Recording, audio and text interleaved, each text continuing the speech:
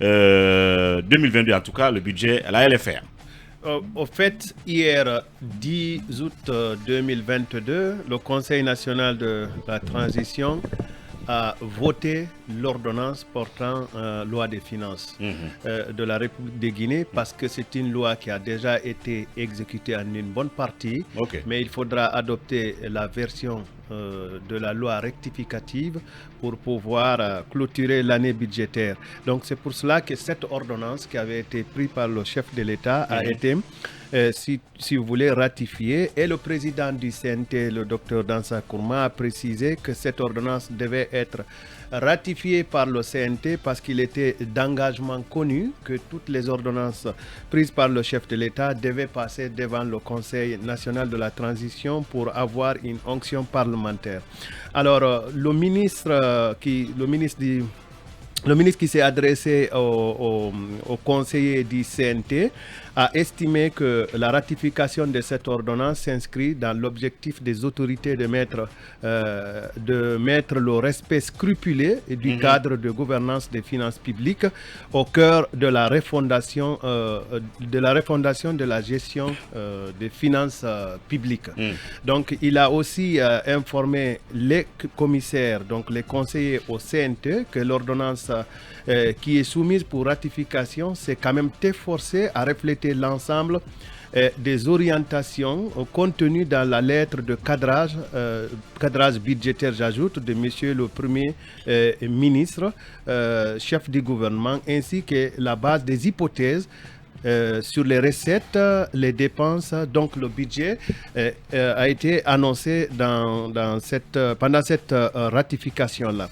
Donc la base de ces hypothèses, revenons un peu là-dessus, je cite: les recettes du budget de l'État, y compris les dons non affectés, ont été projetés à 28 063,779 milliards de francs guinéens. Donc je répète un peu pour ne pas être cas au carré, que Dieu son âme. Donc les dépenses non affectées ont été projetées à 28 063,79 milliards de francs guinéens et les dépenses ont été projetées à 30 607,68 milliards de francs guinéens, y compris les financements extérieurs.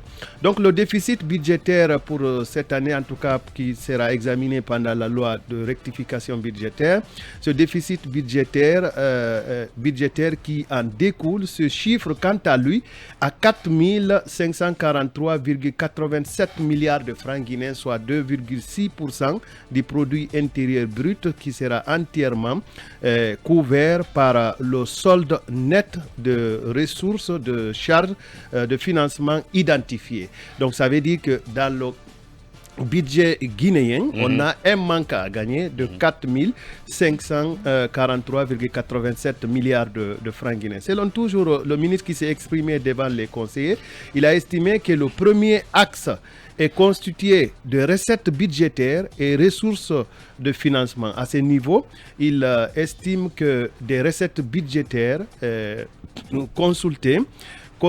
constituées des recettes fiscales et des recettes non fiscales, dont les autres recettes sont, donc l'ensemble est évalué à 23 955,82 milliards de francs guinéens, correspondant à un taux de pression fiscale de 13,83% pour cette année budgétaire. Pour ce qui est des ressources de financement, elles ont été projetées à 21 978,55 milliards de francs guinéens, et ces ressources-là sont composées essentiellement des émissions de bons de trésor dont on avait suffisamment parlé ici, des bons de trésor pour 12 546 milliards de francs guinéens. Donc il y aura des bons de trésor qui seront émis, en tout cas durant l'année budgétaire, qui couvre 12 546 milliards de francs guinéens. Il y aura aussi des emprunts emprunts et des dons extérieurs qui sont projetés à 4 121,24 milliards de francs guinéens et des droits de tirage spéciaux quand on parle du Fonds monétaire international pour 2065,25 milliards de francs guinéens et des obligations du Trésor que l'État émettra également pour 1500 milliards de francs guinéens. Et le ministre a aussi parlé des charges de financement qui sont estimées à 17 434,68 milliards de francs guinéens qui sont composés principalement du remboursement des bons du Trésor pour 11 130,05 milliards de francs guinéens et le remboursement des emprunts obligataires pour 840,88 milliards de francs guinéens et puis le remboursement de la TVA aussi, la taxe sur la valeur ajoutée, une rubrique qui oppose généralement le gouvernement et les entreprises minières.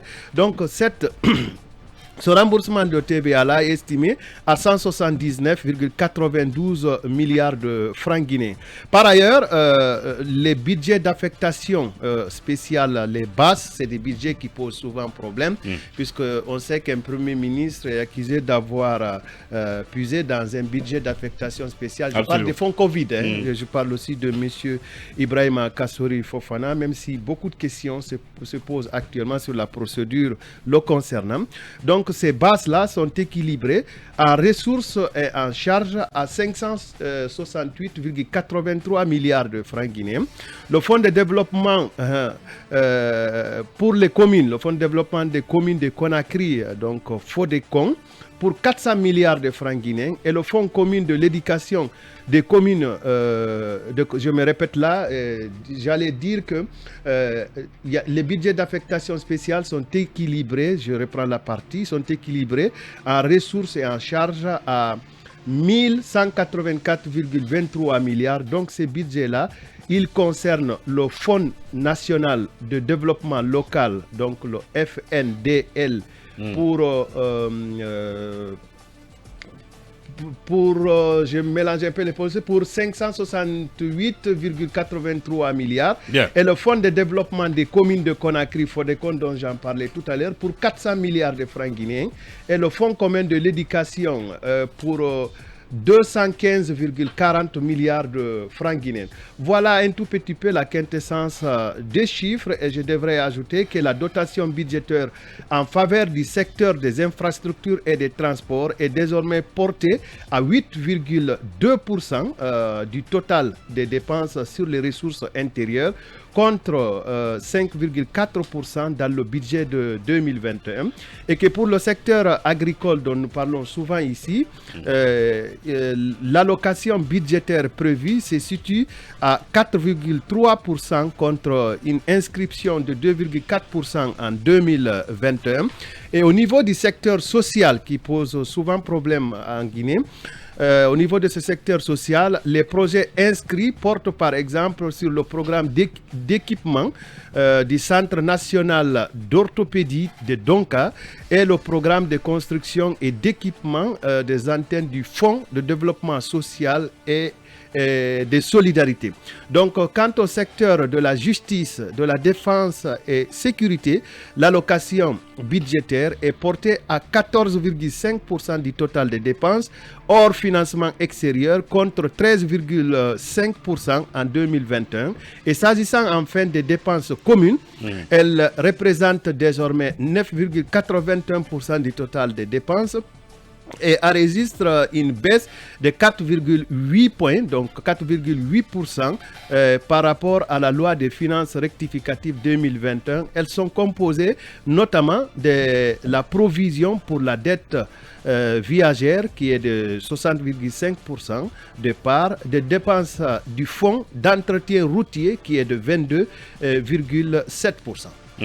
Bien, voici donc globalement le visage de ce budget rectifié, autrement au titre de la loi des finances rectificatives. Mamadou, peut-être il faut rectifier quelque chose parce qu'on a titré adopte la RFR. En fait, c'est la loi de finances initiale. Initiale. En fait, le président de la République... C'est l'ordonnance, ce Oui. n'est même pas la loi de Voilà, finances c'est ce que je initiale, dis, c'est l'ordonnance prise par le président de la République au compte du budget 2022, comme le stipule la charte de la transition, doit donc faire l'objet d'une ratification par le CNT. Donc, le président, le 31 décembre, a pris une ordonnance instituant le budget 2022. Bien. Donc, puisque à l'époque, le CNT n'avait pas été mis en place, donc la loi prévoit que les conseillers planchent sur cette loi de finances initiale.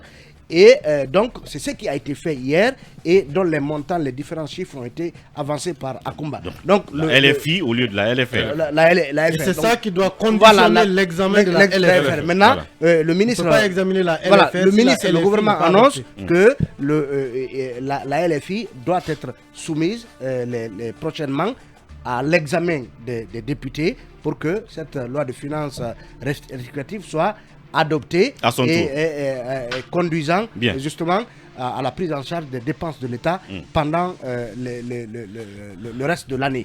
Il faut espérer, peut-être ça c'est un clin d'œil, il faut, à une des promesses que le président de la transition avait prises à l'endroit de la presse, c'était que cette loi de finances rectificative serait l'occasion pour l'État de revoir à la hausse la subvention accordée aux médias guinéens, parce que c'est un peu notre tasse de thé à nous.